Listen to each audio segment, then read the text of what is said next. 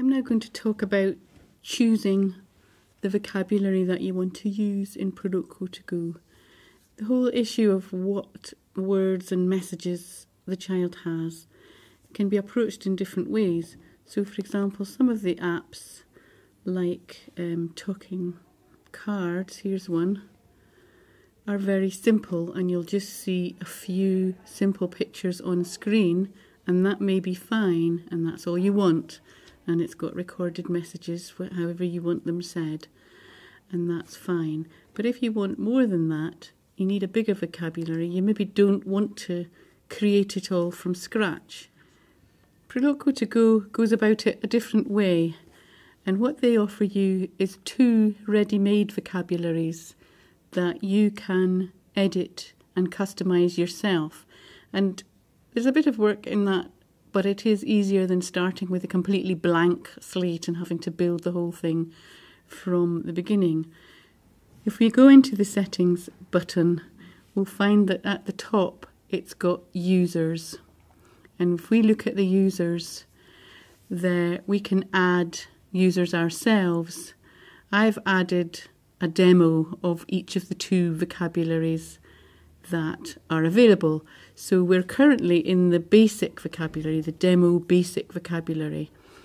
And you can just see an outline of this. This is the top page, and there's only one other page ever after that. So if I go, I want, then I put the second half of that sentence together. Maybe it's food. There's one more screen. Cookie. And that's it. If I go, there's nowhere else to go from there except back home. If I go, I feel, it takes me to the options that would let me complete that message. Tired. And then that's it. We can go back home again. So it's a very simple vocabulary.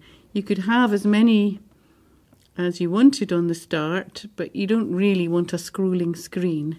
So if you want simple messages that are really just priority functional speech, sentences that are 2 bits long at the very most, maybe this basic vocabulary is the one that you want. And it can be, you'll see that it's really pretty empty at the moment. If we go into drinks, there's really hardly anything there. And that's because it's expecting you to just clear everything out and only put in the priority items, the real basics that somebody wants. So that would be the starting place with a very young child or somebody whose functional communication is at that very basic level. You'll see, of course, that there's plenty of space. You can kind of grow into it. And so you're not stuck in a cul-de-sac with that, but it is the most basic level. If, on the other hand, we'll go back into the settings, if you think somebody can manage more than that, then the other one is maybe the starting point, and the other one is called core, and I've made a demo core. So it's just going to switch over, it just takes a few seconds. And you'll see that that one has got a lot more to it. And if you make a sentence, it can have several elements to it. But then you have to be able to put those elements together. Want. We can still go for food. And it'll take me into the hierarchy of different types of food. So I could go lunch, fruits, vegetables, desserts, all of those choices. Strawberry.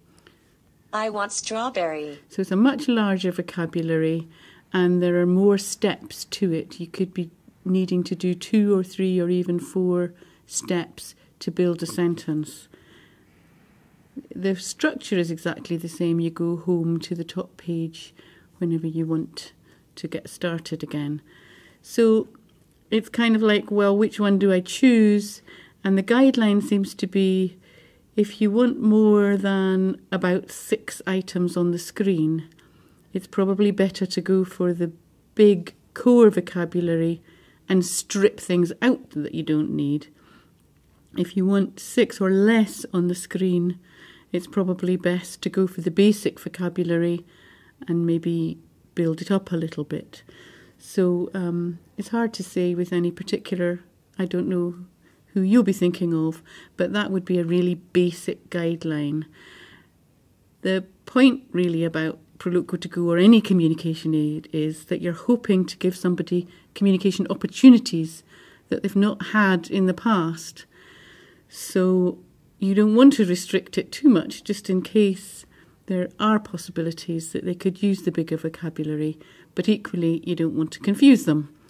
So at that point, you maybe need to start thinking about customizing it for your own individual user. So if I stick with core and go into the settings, that's when I really need to work my way through all of the settings to get it exactly right for my user. And the Proloquo2Go videos on the Assistive Wear site are where you'll get all of this detail.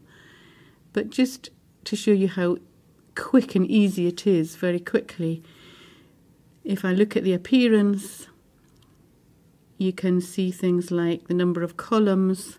I can cut that down really quickly, or I can bump it up really quickly. So there is a possibility to sort of experiment with size and shape. If I go back, I can look at the advanced options, and that lets me adjust some of the colour options. One of the things that's good to think about in particular is the button spacing, because the default setting is buttons being very close together, but you can make them slightly more widely spaced, or even very widely spaced. That's a bit much there, but that can make a difference to how clearly they stand out. And the other thing that could make a difference is the background colour, and they give you a very full range there. You could even have a complete change and have them standing out against a black background. So that would just give you a hint of some of the adjustments that you could make very simply without going into too much detail at the moment.